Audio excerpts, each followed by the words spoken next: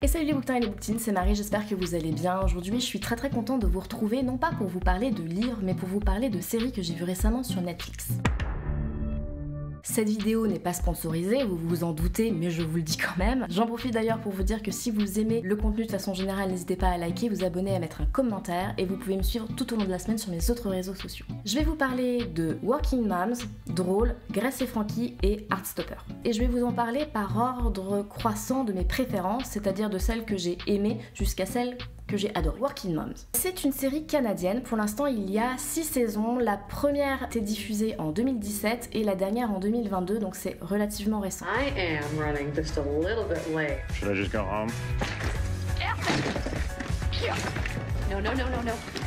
Easy does it. What's the trick to making all this work? On suit différents personnages récurrents dans cette série, donc de leur rencontre dans un groupe de soutien et d'accompagnement à la maternité jusqu'à plusieurs années, en fait sur 6 ans. On va voir la création de certaines amitiés, on va voir les difficultés qu'elles peuvent rencontrer, toutes ces femmes en fait de ce même groupe, la difficulté de gérer sa maternité avec les potentiels troubles postpartum, le jugement des autres mères et des autres personnes de façon générale quant à la façon de gérer sa maternité et l'éducation de ses enfants. Il y a d'autres sujets qui sont abordés dans cette série comme la féminité, la sexualité et en fait plein d'autres sujets de la vie courante. J'ai adoré les 3 premières saisons de cette série parce que justement elle abordait des sujets difficiles sans jugement, avec beaucoup de compréhension en fait, et ça permettait d'avoir une vision différente de ce qu'on peut avoir de la maternité pour des femmes qui travaillent, et je trouvais que c'était hyper intéressant. Après j'ai trouvé que la série prenait un tournant un petit peu moins réel, un petit peu moins réaliste. J'ai moins bien compris l'évolution des personnages parce que ça tombait un petit peu dans le burlesque, en fait dans l'absurde, et j'ai un petit peu moins accroché. Donc c'est une série que j'ai vraiment énormément aimée pour ces 3 premières saisons et je vous les recommande vraiment franchement. Après les autres un petit peu moins, mais c'est quand même une série qui est vraiment hyper intéressante. Ensuite je vais vous parler de Drôle, donc c'est une série française. Pour le moment il y a une saison et elle a été diffusée en 2022, donc c'est très récent aussi. Je suis pauvre. Ah, c'est pas pratique d'être pauvre. Quand je vais au distributeur, le distributeur il me dit ah désolé, j'ai pas de monnaie, bon courage, bonne journée. Ça n'allait pas être bien. Je fais du stand-up. Du coup t'es drôle quoi. J'essaye déjà. Parfois je me dis que j'aimerais essayer autre chose. C'est magique. Votre mec, il en pense quoi? Tu m'as sacrifié sur l'hôtel de ta petite célébrité là. J'ai pas compris comment ça s'était passé. Un jour je me suis réveillé, vous étiez tous mis à l'eau. Pour moi, faire rire les gens, c'est un truc extraordinaire. On va suivre 4 humoristes dans le milieu du stand-up parisien. La difficulté de vivre de sa passion, le fait d'essayer de percer, et en attendant, comment est-ce qu'on fait pour subvenir à ses besoins primaires et à ceux de ses proches. Et puis une fois qu'on a percé, comment est-ce qu'on fait pour rester dans la course. Donc c'est une série que j'ai trouvée vraiment très intéressante parce qu'elle permet de découvrir un métier pas hyper ordinaire en fait, et la difficulté d'en vivre en fait, et la difficulté de vivre dans le monde du spectacle aussi. J'ai trouvé que c'était hyper intéressant de voir le fait de devoir conjuguer entre vivre de sa passion, la vie réelle, et puis garder en fait ce métier une fois qu'on a percé, et le regard des autres par rapport à ce métier qui est peu ordinaire. Donc c'est une série que j'ai trouvée très intéressante parce que voilà, moi c'est un milieu que je connaissais pas du tout, donc ça m'a permis de le découvrir. Et puis c'est une série qui est drôle, émouvante et très touchante.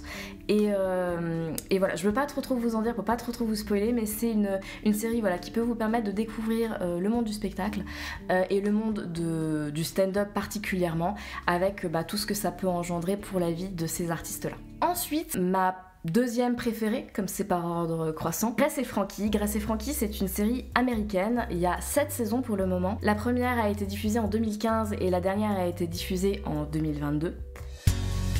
We want to talk to you about something. Saul and I are in love. Excuse me?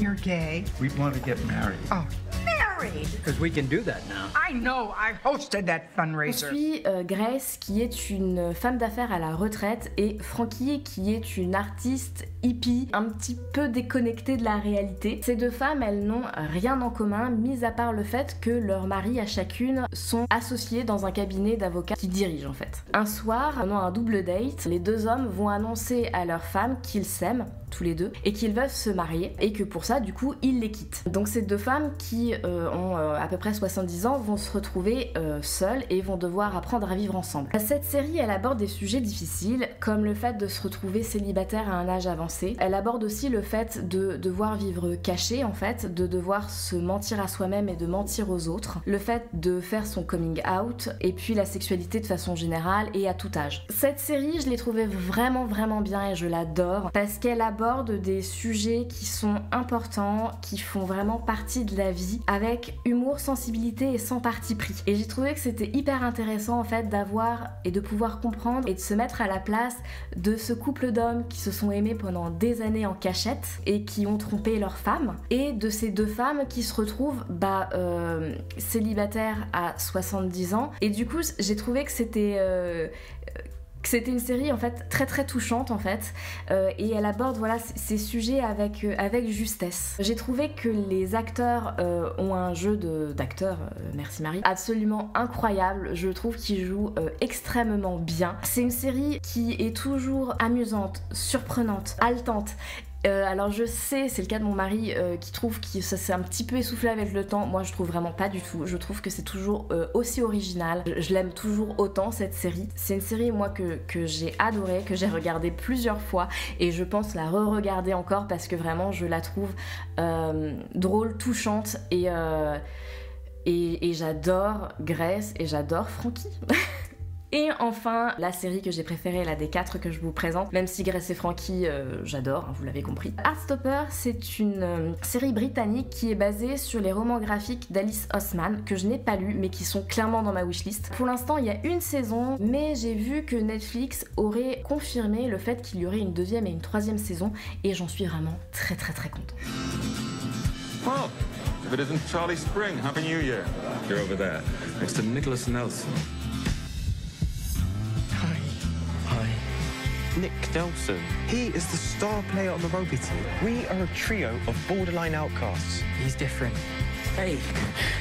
On suit Charlie qui est un adolescent timide, très fort en course et en batterie. Il a un véritable crush pour Nick qui est la star de l'équipe de rugby de son école et Charlie il décide de s'inscrire, de rejoindre l'équipe de rugby malgré les réticences de ses amis qui veulent le protéger. La question qu'on va se poser c'est est-ce que Nick partage les mêmes sentiments pour Charlie? Cette série elle aborde l'amour, la sexualité, les identités et les orientations sexuelles avec énormément de sensibilité. C'est une série que j'aurais aimé voir à l'adolescence. Vraiment, je trouve que elle est vraiment très touchante cette série, elle est criante de vérité et vraiment c'est une série que je recommande peu importe l'âge que vous avez, qui est vraiment une superbe romance adolescente. Vraiment, j'ai beaucoup aimé cette série. La cinématographie est incroyable, il y a un choix des plans, de la colorimétrie, il y a un mélange entre des plans de films et des dessins de BD